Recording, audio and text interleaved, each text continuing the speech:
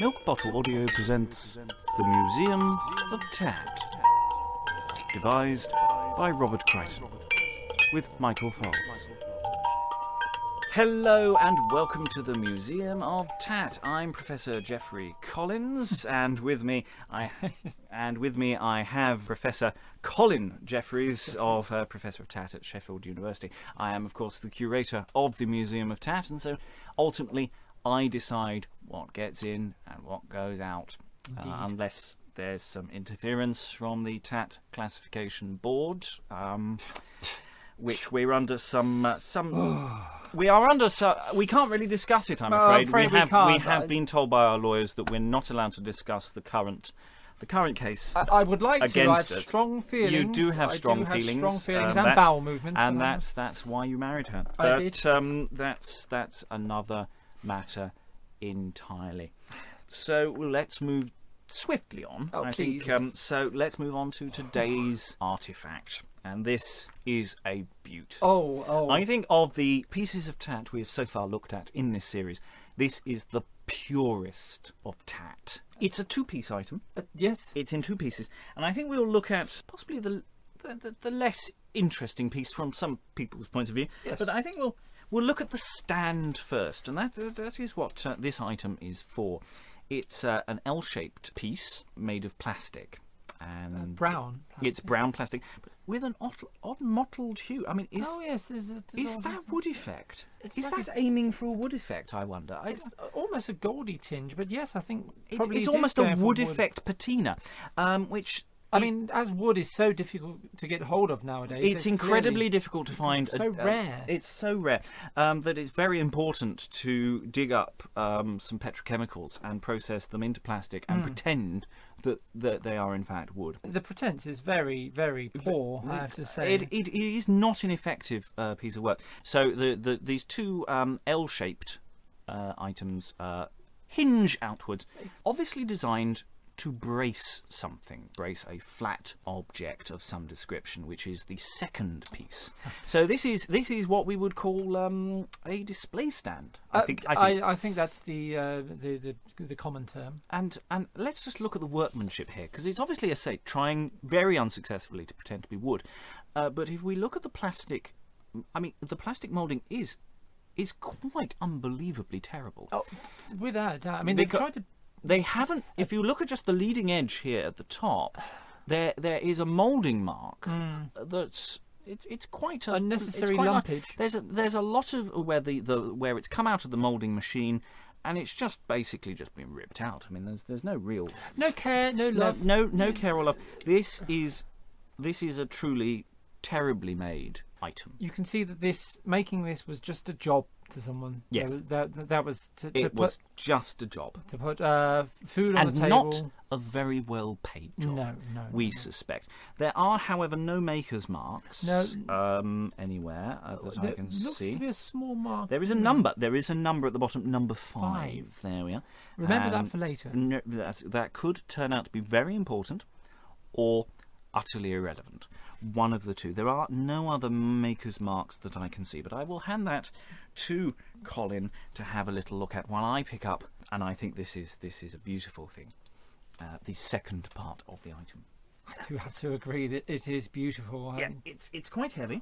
Oh dear. For what it is, and it is this piece of slate. And in contrast to its stand, which is a particularly badly moulded piece of cheap plastic, this slate is a genuine piece of slate. It is. On its reverse side, it's black.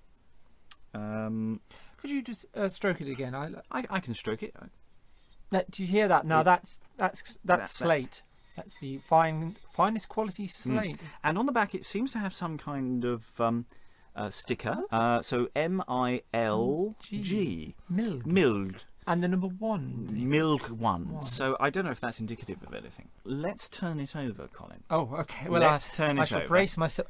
Oh, wow. And on the other side, it does very much suggest it has a roughened edge on the front side, which does suggest a mountain, which is kind of unfortunate, really, because the image portrayed on this particular piece of slate features no mountain at all. No. the image portrayed on the front of this. I was this wondering piece when of you was slate, going to get to the I know image. it's of Saint Valery. What's this? Cool. It's in French. It's So in it's French. probably Saint Valery. Saint Valery. Yeah. Yeah. And on the front of this image of Saint Valery, it's a seaside town. There are boats and some houses. Not badly drawn. I would say the drawing, the draftsmanship is perfectly fine. There's a picture of a presumably a fisherman with his nets.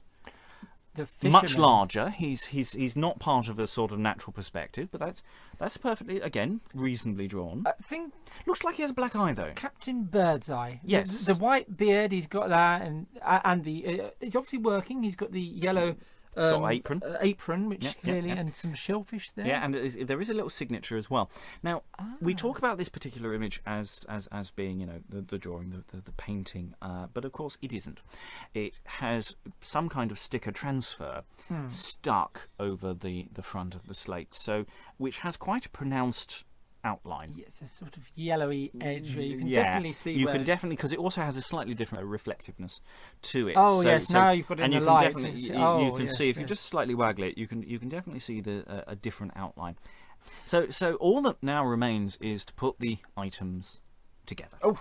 So if I could ask Colin to hold the Must stand, be the most exciting opened part. and braced, as It it is were, opened and braced. and we just place the slate into the L-shaped hooks, as it were, because the L shape has a little hooky on it, and that sort of acts as a little display there, Oh, and that can sit proudly on your desk. proudly is a strong It is a strong word, but because it can sit on the desk. it is I don't know if I. it is hideous. Immensely so. It is quite hideous, and It would make a useful weapon. I'm just looking at this jagged edge now. the jagged edge could actually you could probably slit someone's throat with that quite easily. I have to say. if somebody But that broke would into suggest your house. functionality, which I think is an important point. Oh, Because again, yes. you could argue that this is a borderline item, that it is in fact a work of art. Now, I would taste argue. aside, but fair enough. Yes.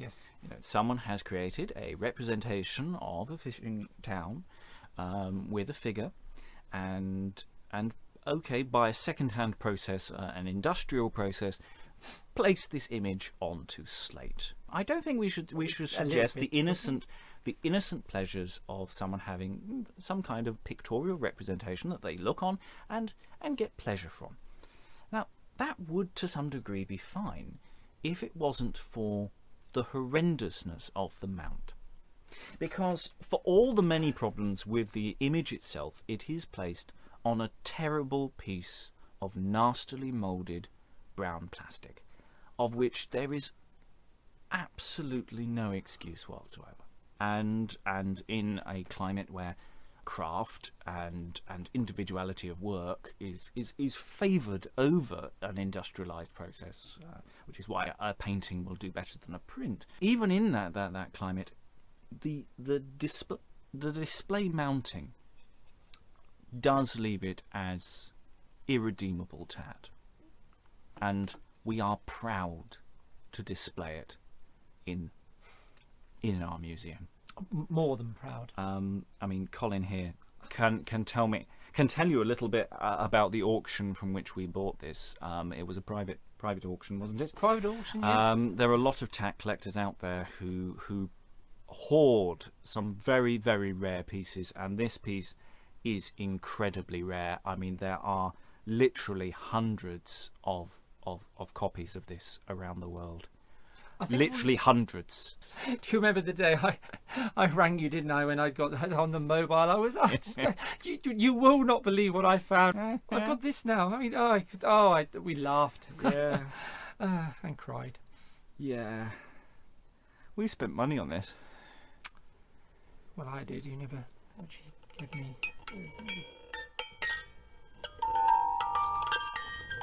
The Museum of Tat can now be found on Twitter at Museum of Tat.